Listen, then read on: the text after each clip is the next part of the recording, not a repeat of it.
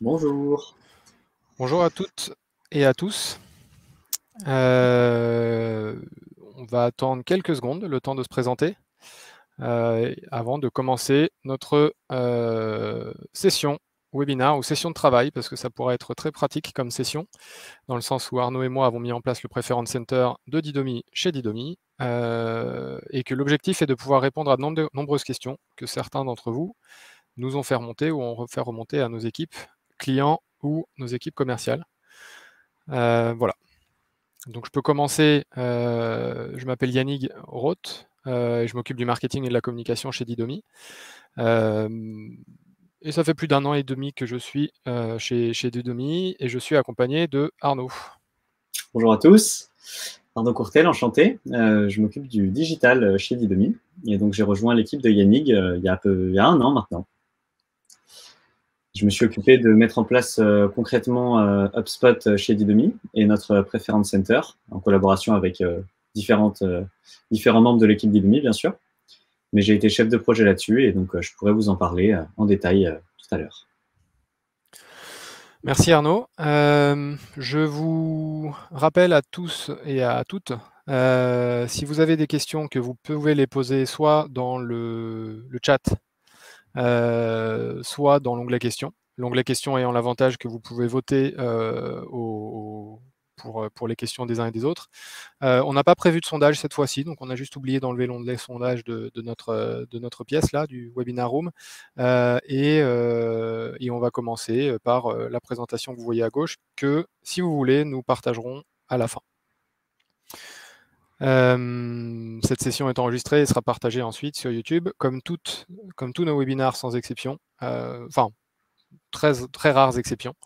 La session sera disponible sur YouTube. Est-ce qu'on commence, Arnaud? Allez, parti. Bingo. L'objectif de cette session, de ce webinaire, c'est de vous montrer pourquoi et comment mettre en place un Preference Center en 4 étapes. On va commencer par présenter Didomi. La problématique à laquelle répond Didomi pour les clients, c'est, en quelques mots, et pour faire très très simple, de centraliser la gestion des consentements et des préférences des clients d'entreprises, grandes ou petites, françaises ou étrangères, tech ou pas tech, B2B ou B2C, donc de divers clients dans un seul système qui est géré ou coordonné par Didomi et qui permet d'avoir une centralisation en temps réel des consentements et préférences, ce qui a des avantages au niveau de l'expérience utilisateur, mais aussi au niveau de la conformité, parmi d'autres.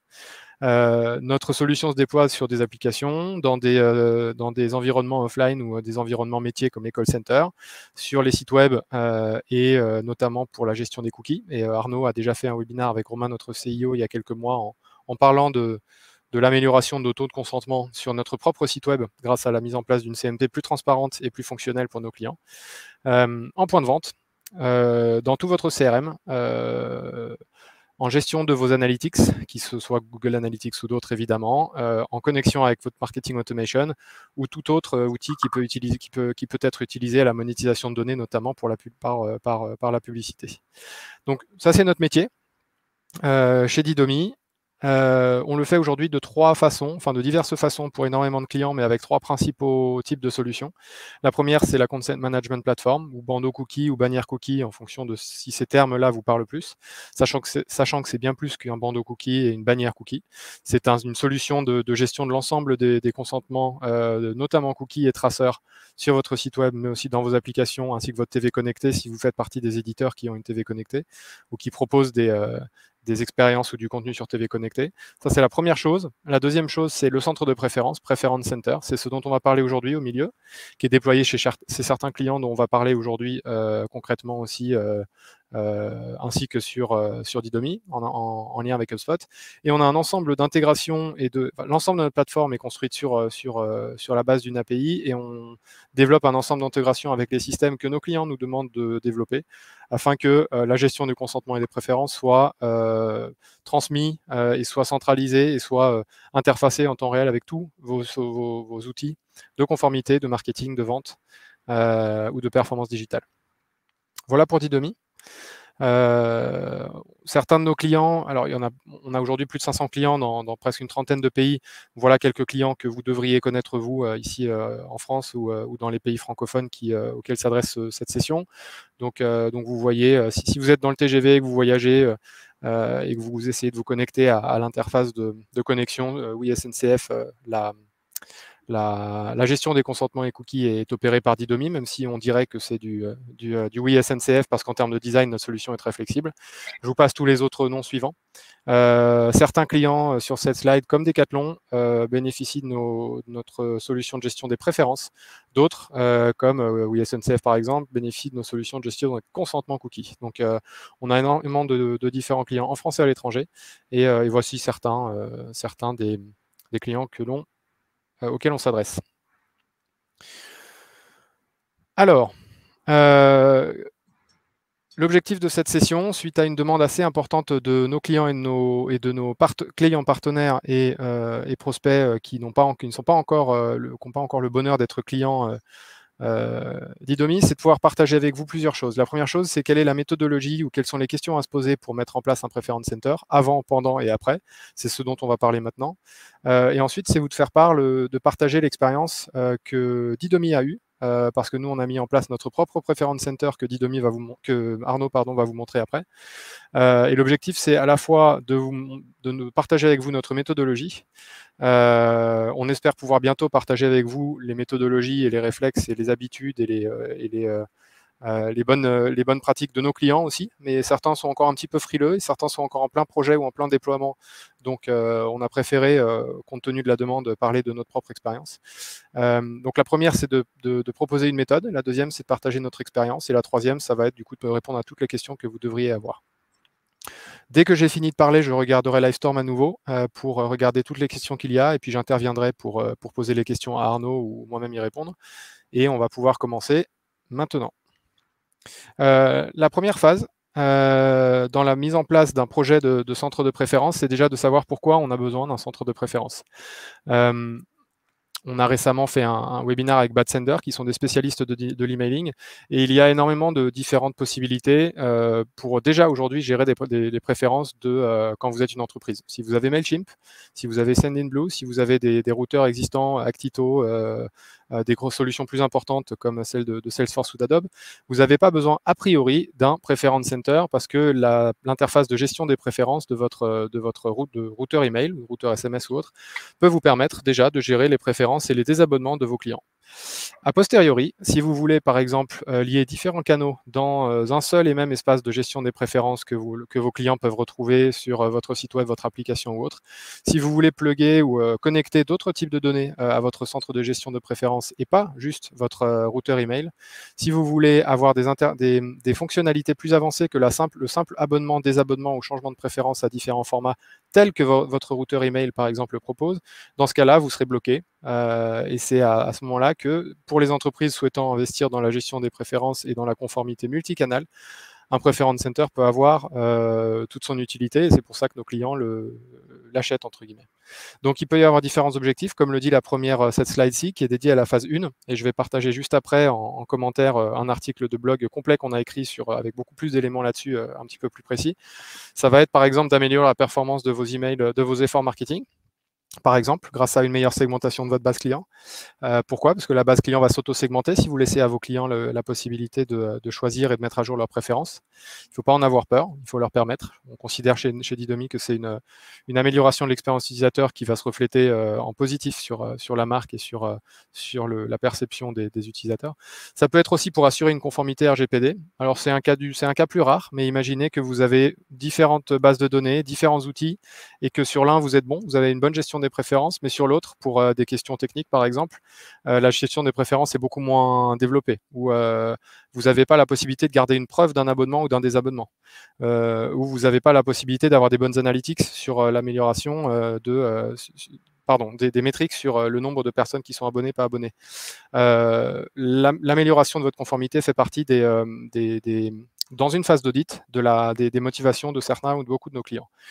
Il y a aussi l'amélioration de l'expérience client en général et l'attachement de vos clients à votre marque, dans le cadre, par exemple, d'un programme de fidélité.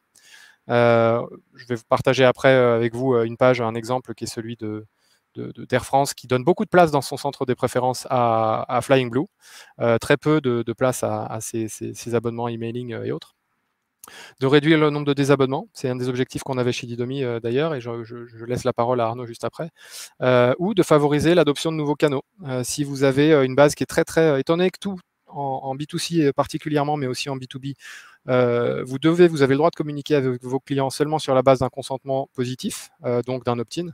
Imaginez que vous ayez une énorme base newsletter et une base de notification, ou une base de SMS ou d'autres bases de newsletter ou de listes que vous voulez faire grandir. Vous avez a priori aucune possibilité de faire grandir cette liste-là, si ce n'est que d'acheter des bases opt-in, ou alors d'encourager vos clients eux-mêmes à donner leur consentement.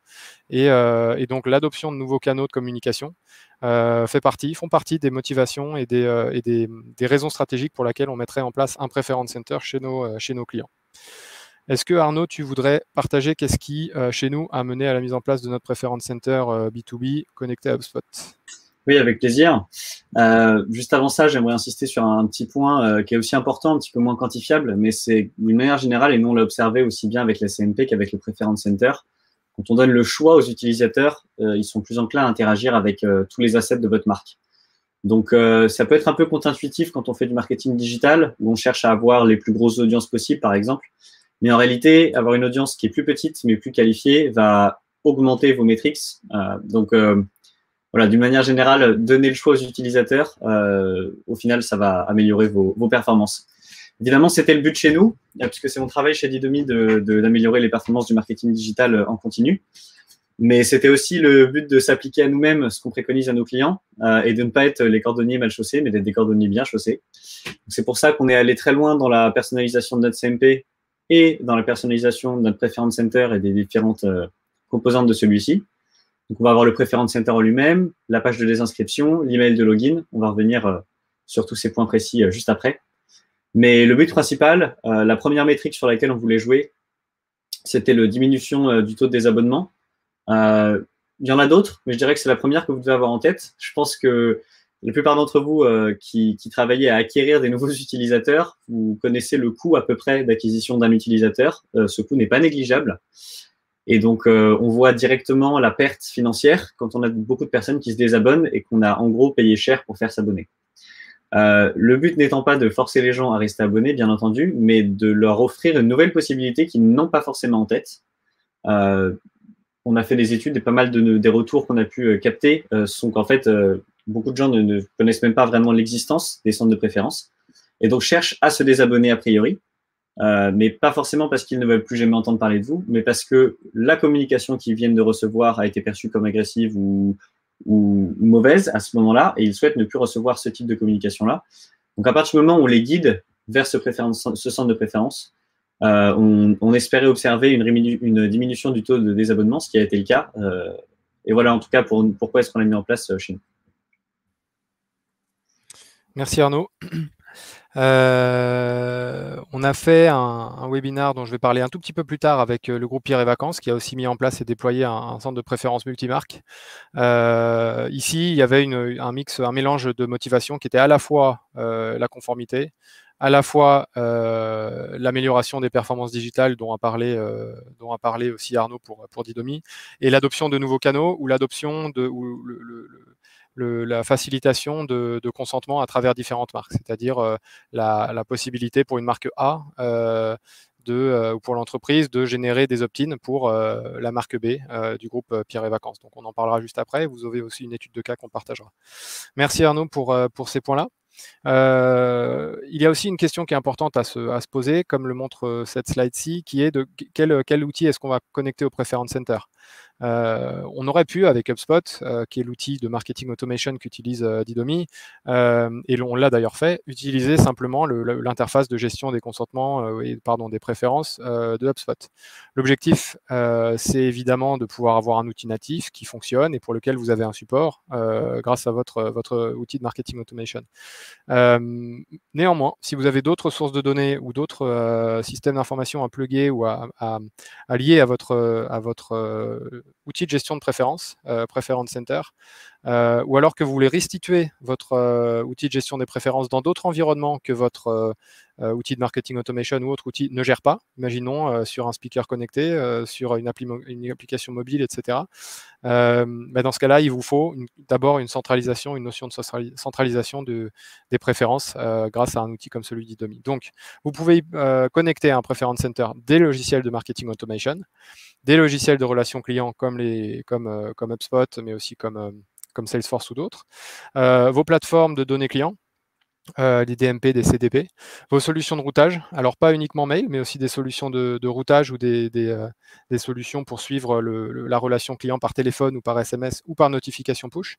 Et pour finir, vous pouvez très bien connecter à un Preference Center, ça fait partie de notre roadmap pour Didomi pour les mois à venir, ce n'était pas notre priorité, votre plateforme de gestion du consentement aux cookies. Surtout si vous êtes une entreprise qui a connecté le consentement à un identifiant client unique, comme le font certains de nos clients. Il n'y a aucune raison technique ou une raison d'expérience utilisateur valable qui ne justifierait que vous ne mettiez pas votre CMP ou votre plateforme de gestion de consentement cookie dans un Preference Center, parce qu'après tout, c'est une gestion des préférences, et que une bannière cookie n'a pas forcément à être systématiquement une interruption sur un site web à chaque fois à nouveau, dès que vous vous rendez à nouveau sur une interface en lien avec cette marque, si vous êtes un retailer ou si vous êtes un opérateur téléphonique, par exemple. Voilà les types d'outils que vous pouvez utiliser connectés au Preference Center. Ce n'est pas exhaustif, mais c'est pour vous donner quelques exemples. Arnaud va vous montrer juste après quels outils nous, on a connectés à notre Preference Center. Et donc, je passe à la deuxième phase, suite à la partie audit. C'est la phase de configuration. Il est important, avant de mettre en ligne un Preference Center, ça peut paraître très simple comme interface utilisateur, on va vous montrer quelques exemples après, mais ça peut être derrière très complexe ou assez complexe. On vous propose de distinguer 3 concepts qui sont les concepts de finalité, de préférence et de canaux. Il n'est pas dit que n'importe quel Preference Center va utiliser ces concepts-là. Il n'est pas dit qu'il n'y en ait pas plus qui soit nécessaire ou moins. Aujourd'hui, c'est une très bonne manière pour vous de réfléchir à la manière dont vous voulez donner à vos utilisateurs un choix de consentir oui ou non à vos finalités de marketing, de monétisation, de service client, etc. Une finalité, c'est un terme qui est bien connu de la profession juridique, c'est-à-dire les DPO et autres, c'est pourquoi une donnée est collectée et utilisée. Donc ça peut être ici dans l'exemple à droite du marketing, au sens de la vente, et ça peut être des produits chez nous. Imaginons, nous on aurait pu informer sur les produits, les utilisateurs, nos clients. Une préférence, c'est un choix un peu plus granulaire qui est aussi un petit peu plus auquel on peut attacher différentes options, différentes possibilités, qui est d'indiquer une préférence par rapport à un sujet, par rapport à une catégorie, par rapport à une fréquence aussi. Une fréquence serait une préférence. Une préférence est toujours liée à une finalité. Et pour finir, un canal, c'est-à-dire un canal de communication, SMS, email, etc. Si vous avez ces 3 concepts-là en tête, c'est une très bonne manière de configurer votre centre de gestion des préférences.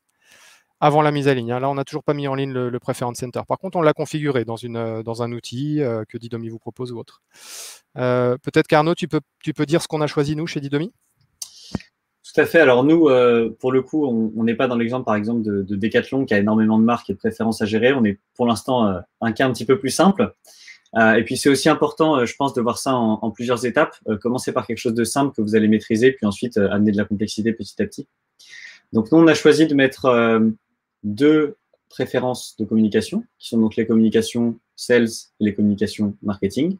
Marketing étant le premier niveau, en général, vous allez arriver sur un site, vous inscrire par exemple à une newsletter, et à partir de là, vous allez recevoir des communications marketing. Au bout d'un moment, si on vous a apporté de la valeur, vous allez peut-être faire une demande de démo sur ce même site. Et à partir de là, vous allez être abonné par le biais du formulaire aux communications sales. Ces communications peuvent être délivrées au travers de différents canaux. Donc, on a le mail physique, les SMS, les appels téléphoniques et évidemment les emails.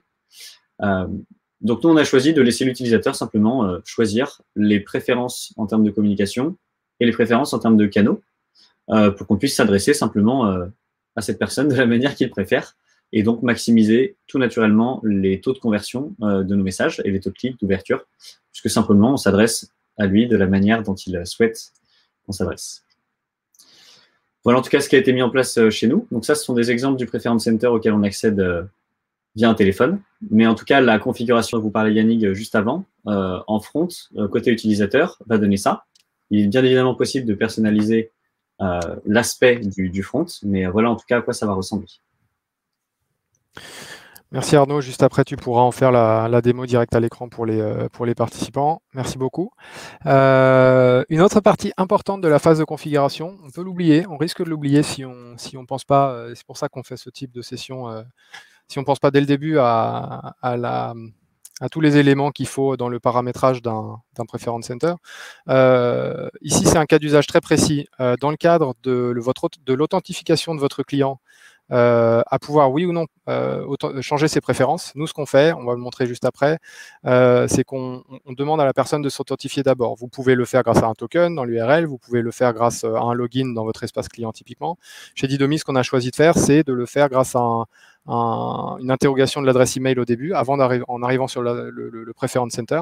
Et vous recevez ensuite un email pour vérifier votre identité, donc d'authentification, et au début il ressemblait à ce qu'on a à gauche. Ça ressemble très fortement à des emails qu'on utilise régulièrement chez Didomi, qui sont très bien, mais qui n'étaient pas à la hauteur de ce qu'on aurait bien voulu proposer à nos utilisateurs qui souhaitaient changer des préférences.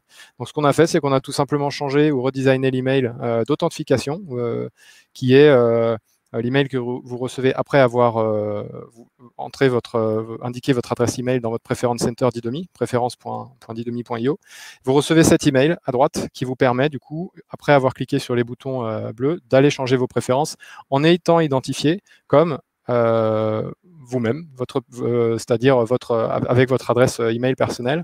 Si vous êtes déjà dans la base de données des consentements de Didomi, ça va changer, mettre à jour votre préférence. Si vous ne l'êtes pas encore, ça va tout simplement créer un contact pour vous et pour la première fois créer une préférence qui, du coup, pour laquelle on aura une trace, une preuve, et qui, en cas d'audit par exemple, pourra être montrée en cas d'audit du régulateur en termes d'audit RGPD. Ça paraît idiot, mais c'est très important à réfléchir, dans le sens où ça prend au moins autant de temps que de faire ce type d'email et de workflow qu'il ne prend de temps de faire la page de Preference Center en elle-même avant. Donc c'est à ne pas oublier dans un projet de mise en place de Preference Center. À toi Arnaud.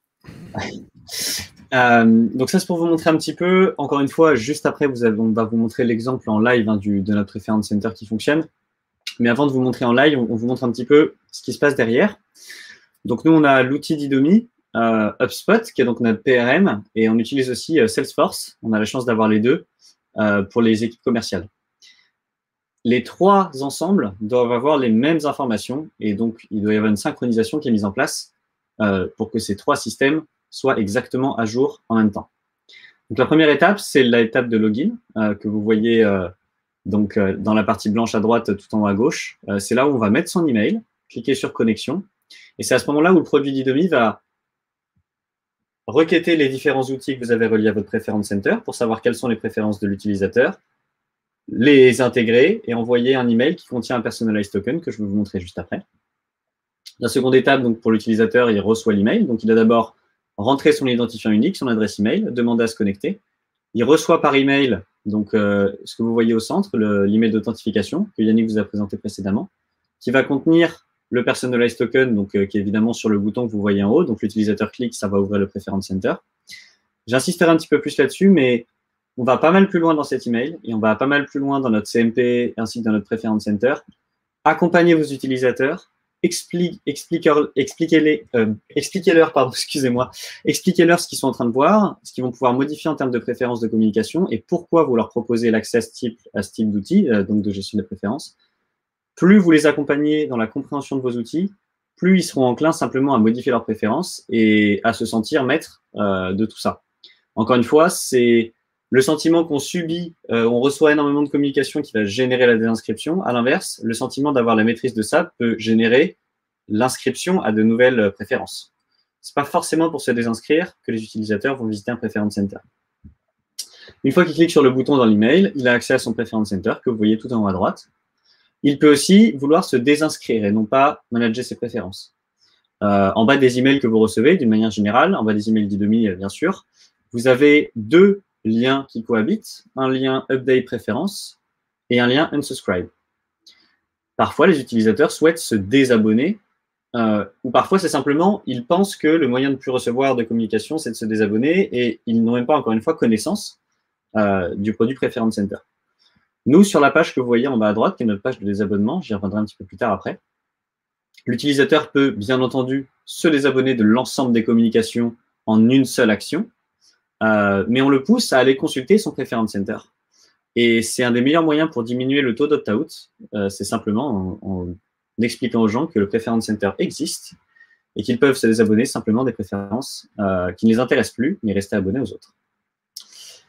Donc voilà un petit peu ce qu'on a mis en place. Et tout ça fonctionne par API. Donc l'ensemble des systèmes sont updatés en live et ont les mêmes informations, ce qui évite des erreurs lors d'envoi d'email. Merci Arnaud. Est-ce que tu veux montrer maintenant l'outil en direct? Avec plaisir. Hop. Donc, ce que je vais vous montrer en direct, je vous invite aussi à l'expérimenter, hein, puisque c'est live. Donc, vous avez accès à notre Preference Center sur l'adresse preference.didomi.io. Première chose, vous allez être accueilli, c'est par cet écran. Donc, comme on vous l'a déjà expliqué, écran qui vous propose de mettre votre adresse email pour pouvoir vous loguer. En faisant cette requête-là, vous allez recevoir un email dans votre boîte mail que vous voyez ici. On vous l'a présenté en partage d'écran, mais là, vous le voyez en live. Donc là, vous voyez, ça, c'est un email que je m'étais envoyé il y a quelques minutes, mais vous voyez en bas à droite, je viens de recevoir à l'instant l'email que je viens de générer. Donc, c'est très rapide, hein. Donc, l'utilisateur reçoit l'email en question. Et là, encore une fois, je me répète un petit peu, excusez-moi, mais je pense que c'est très important. C'est un espace gratuit, cet email, pour faire du marketing. C'est pas souvent qu'on a des espaces gratuits pour faire du marketing. Donc, je vous encourage ici à parler à vos utilisateurs avant même qu'ils ne visitent votre centre de préférence pour les accompagner à le découvrir. Alors, nous, chez Didomi, c'est ce qu'on vend. On vend des CMP, des centres de préférence. Donc, évidemment, on en parle. Mais je sais pas, je me place dans l'exemple de Decathlon, par exemple, bien préciser qu'en choisissant les bons sports, vous allez recevoir les nouveautés concernant les sports qui vous intéressent. Accompagnez les gens avant même qu'ils arrivent sur votre interface à l'utiliser. Donc, quand je clique sur le bouton Manage Preferences, je retourne sur mon Preference Center. Mais cette fois-ci, eh bien, simplement, les informations qui me concernent sont renseignées. Donc là, voilà ce que j'ai donné comme information. Je veux bien, bon, alors, j'ai fait pas mal de tests, donc je les ai changés un certain nombre de fois, mais c'est juste pour vous montrer. Voilà l'état actuel du centre de préférence de Arnaud Courtel. Dans l'URL ici, comme l'expliquait Yannick tout à l'heure, vous voyez le token. C'est une chaîne de caractères un petit peu longue, mais c'est ça en tout cas qui permet l'identifiant unique et qui permet à l'outil de savoir exactement quelles sont les préférences qu'il doit renvoyer et à quel utilisateur il doit requêter dans les différents services. Dans notre cas, HubSpot et Salesforce. Donc ici, j'ai accès à ma fiche contact côté HubSpot. Donc je vais mettre à jour mes préférences simplement en m'abonnant à des nouveaux canaux. Donc je vais m'abonner à l'email, au téléphone et puis au SMS. Je vais mettre à jour donc mon Preference Center. Vous voyez ici, si je refresh mon Preference Center, j'ai bien les nouvelles informations qui ont été mises en place. Et donc ici, là, j'avais le channel email, phone et SMS qui était no. C'est-à-dire que je ne souhaitais pas être contacté par email, téléphone et SMS. Et donc maintenant, j'ai le channel email, phone et SMS qui est en yes. Évidemment, ce que vous voyez ici, c'est ce qui va conditionner si je reçois des emails ou pas. Donc si je fais du marketing digital pour Didomi et que je prépare des emails et que je les envoie, je ne les enverrai pas aux personnes qui ont email no. Donc la personne qui est abonnée, qui reçoit un email, qui se désabonne, évidemment, il n'y a aucune action humaine à faire côté HubSpot. Le prochain envoi fait par la personne qui gère les envois d'email chez vous ne sera pas fait à cette personne qui vient de se désabonner.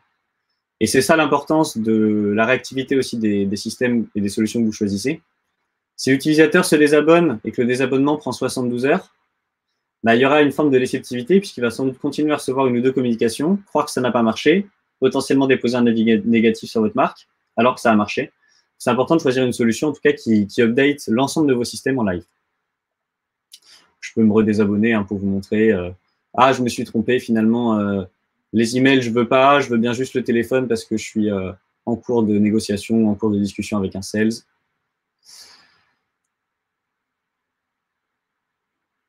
Et donc, on voit les préférences qui se sont mis à jour ici avec le téléphone qui est resté en yes. Autre chose que je voulais vous montrer, c'est donc la page des abonnements dont je vous parlais tout à l'heure, qui est donc celle-ci.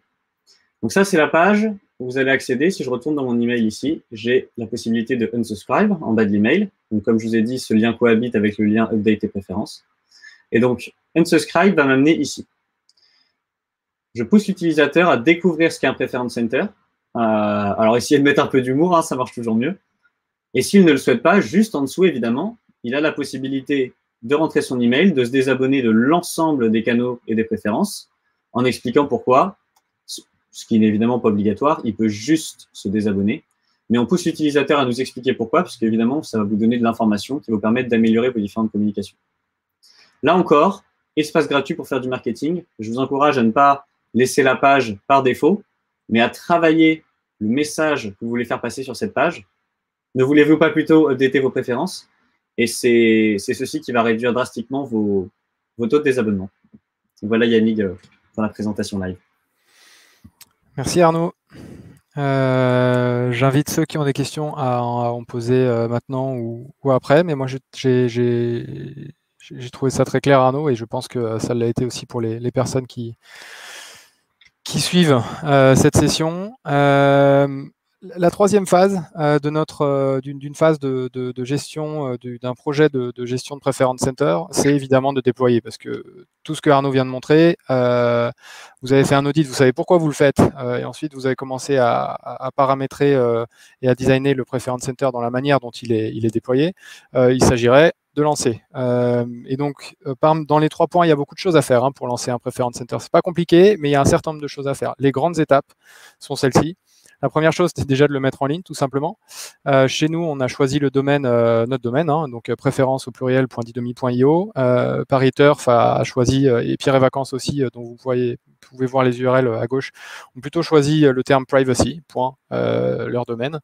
C'est à vous de choisir. C'est notre client, c'est l'entreprise qui va choisir quel est le meilleur endroit en fonction de la complexité à mettre à jour, en fonction de problématiques SEO ou de problématiques techniques. Lié à tous les points de contact, ce qu'on appelle les touchpoints de votre stratégie omnicanal, ce centre de gestion des préférences. Donc vous pouvez voir à droite le grand bouton de changement de préférence qu'on a en bas de tous nos mails chez Didomi. C'est un bouton qu'on a tendance, ou une fonctionnalité qu'on a tendance à cacher quand on est marketeur. On a proposé en grand en bas de l'email, et on le mettra peut-être bientôt en haut, la mise à jour des préférences de manière à ce que chacun ait le choix, ne doivent pas retrouver tout en bas, même si tout le monde le sait maintenant, tout le monde a l'habitude, le lien de désabonnement ou le changement des préférences. N'oubliez pas qu'il n'y a pas que les emails, qui est un cas d'usage particulier, mais il y a aussi le site web auquel vous pouvez attacher votre centre de préférence, votre application. Dans votre application, vous pouvez le mettre dans le menu, par exemple, si vous avez un centre de préférence que vous choisissez de déployer dans vos applications mobiles. Ça peut être aussi dans vos interfaces de service client, si vous avez des salariés ou des prestataires qui ont ce besoin-là dans des call centers ou dans vos espaces, dans vos outils de gestion de clientèle.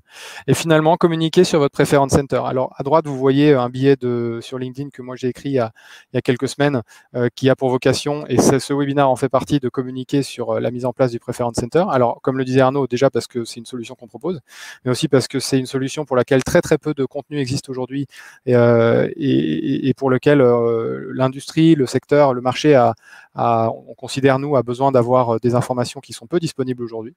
Donc, communiquez. Si vous êtes une entreprise en B2C, vous pouvez envoyer, ou même en B2B, mais envoyer un email à toute votre base ou à une partie de votre base, notamment la base des engagés, qui dit vous pouvez maintenant changer vos préférences parce que on a priorisé comme action, comme dans un souci de transparence et de souci de l'expérience utilisateur. On vous donne vos préférences. Ça vous permet 2 choses. Ça vous permet peut-être de récupérer des clients qui étaient inactifs précédemment, en leur donnant le choix des messages et des fréquences et des canaux sur lesquels ils souhaitent être contactés. Et une deuxième chose, c'est que naturellement, vous allez segmenter ou par vos clients contribuer à une meilleure segmentation de votre base d'utilisateurs, tout simplement parce qu'ils peuvent en toute transparence choisir leurs canaux, leurs finalités et leurs préférences sur lesquels ils souhaitent être contactés ou informés par la marque. Donc phase 3, déployer, qui se compose des trois points qui sont listés là, la mise en ligne, le lier à tous les différents points de contact que vous avez dans votre entreprise et la communication.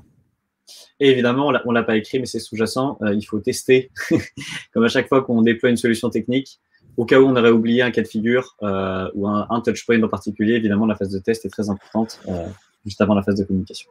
Voilà, effectivement, il y a une phase de test et de recettage, etc., que je n'ai pas mise ici parce que ça va de soi, mais qui est effectivement hyper importante, dans le sens où, surtout si vous en faites une campagne de global d'engagement ou de réengagement de vos contacts, il est important d'en vérifier la fonctionnalité et le bon fonctionnement avant.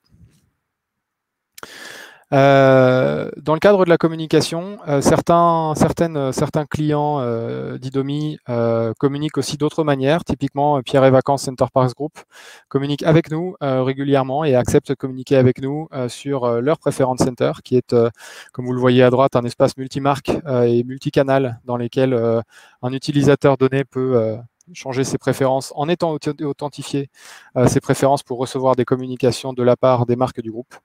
Je vous envoie juste après dans le chat de Livestorm, de l'interface de webinar, un lien vers cette étude. Mais le groupe Pierre et Vacances, qui est un de nos clients sur la partie Preference Center, a choisi de communiquer de différentes manières, dont avec nous, avec Didomi, pour éduquer et parler au sein de l'industrie marketing du Preference Center. Ils l'ont récemment fait avec leur DPO, une personne qui est responsable relations clients et marketing, et une personne qui est responsable data chez eux, dans un webinaire que, encore une fois, je partage avec vous dès que j'ai fini cette slide. Pour finir, la quatrième et dernière phase qui est extrêmement importante parce que c'est pour ça qu'on est là au marketing, surtout si en phase 1 vous avez déterminé l'amélioration de performance comme une partie importante de une raison d'être de la mise en place de d'un centre de gestion des préférences, c'est suivre les performances tout simplement. Alors lesquels est-ce qu'on peut suivre? Il y en a beaucoup. Je vais encore une fois vous partager après un article dans le chat qui liste un certain nombre d'indicateurs, un certain nombre non exhaustif d'indicateurs qu'il est possible de suivre grâce à un centre de gestion des préférences. Encore une fois, ça c'est exactement le genre d'analytics auquel vous n'avez peut-être pas accès si vous utilisez la solution de gestion des préférences de votre routeur email par exemple. Chez Didomi, on voudrait faciliter la gestion du consentement et des préférences. Donc, on vous permet d'exporter tous les événements de consentement et de changement de consentement sur vos outils de BI ou autres afin que vous puissiez construire vos propres analytics. On a aussi évidemment une console qui permet de suivre ces indicateurs-là pour tous nos clients. Donc, par exemple, parmi les indicateurs que vous pouvez suivre, le nombre de personnes ayant mis à jour leurs préférences par mois, par semaine, par jour. L'évolution de la mise à jour des préférences, c'est-à-dire est-ce que vous avez plus de personnes qui sont opt-in, qui ont consenti, ou qui sont opt-out, qui ont retiré leur consentement, et vous pouvez suivre ça par canal, mais aussi par finalité ou par préférence. Vous allez vouloir suivre aussi le nombre et le sens des changements de préférence. Dans le jargon technique CRM, on appelle ça opt-down et opt-up, qui est, au lieu de dire c'est tout oui ou c'est tout non, il y a des gens qui vont, imaginons sur 10 préférences, en choisir un peu plus qu'avant, ou au contraire en garder un petit peu moins. Et c'est un taux un indicateur de opt-up ou de opt-down, qui sont des termes encore assez connus, qui sont possibles de moduler et de piloter de manière assez précise par canal ou par finalité ou par préférence grâce à un centre de préférence. Vous allez aussi vouloir suivre l'évolution de la délivrabilité et de l'engagement sur vos différents canaux, parce que la finalité pour vous, c'est de pouvoir parler aux personnes et aux bonnes personnes. Et donc, a priori, la conséquence, c'est que ces personnes-là ouvrent et utilisent les emails ou le contenu des emails ou des messages que vous envoyez. Et pour finir, nous, on recommande à nos clients de mesurer aussi la perception du Preference Center lui-même, de votre effort général de transparence vis-à-vis des clients, de manière à vérifier si il y a des choses à améliorer, à changer, si certaines fonctionnalités sont claires, sont pas claires, si l'ordre des informations doit être changé, si des couleurs ou les fonctionnalités techniques doivent être mises à jour, et puis aussi si ça a une conséquence positive on l'espère, mais aussi négatives, on ne le pense pas, sur la perception de la marque. Une entreprise qui communique beaucoup sur une bonne gestion de la vie privée, comme le fait Apple, indépendamment des gestions des préférences, a un bonus en termes de perception utilisateur et en termes de valeur perçue, parce que vous avez une image d'entreprise qui a un bon souci de la satisfaction et de la volonté de ses clients et utilisateurs, avec en plus le fait de fournir des outils fonctionnels. Je me permettrais juste un petit point sur la délivrabilité, que je pense est assez important. Beaucoup de gens que je connais dans les entreprises investissent pas mal dans l'amélioration de leur délivrabilité par beaucoup d'actions techniques. Mais en fait, là, le Preference Center, c'est un moyen d'agir sur votre délivrabilité, mais assez simplement. Puisque naturellement, en fait, la délivrabilité, si vous vous adressez à une population qui est beaucoup plus intéressée parce que ce que vous allez lui raconter, c'est une population qui va faire augmenter votre délivrabilité parce qu'elle va ouvrir vos emails et cliquer à l'intérieur des emails. Quand on achète des énormes bases d'emails et qu'on les travaille en cold, en froid, on fait baisser naturellement la délivrabilité. Et donc après, il y a des actions techniques complexes qu'on peut mettre en place. Mais en fait, avant de penser à des actions techniques parfois pas simples et très coûteuses, on peut simplement penser à limiter sa base. Et c'est un petit peu, encore une fois, un peu contre-intuitif avec ce qui se faisait pas mal ces dernières années. Mais le but n'est pas d'avoir la base de prospects la plus large possible, mais bien d'avoir une base de prospects qui est réellement intéressée par nos services. Et je ferai exactement le même parallèle avec la CMP. Le but n'est pas de pousser les gens à accepter votre bannière de cookies au maximum, mais de laisser les gens qui le souhaitent accepter votre bannière de cookies. Et ainsi, naturellement, tout votre remarketing, la pertinence de votre remarketing va augmenter.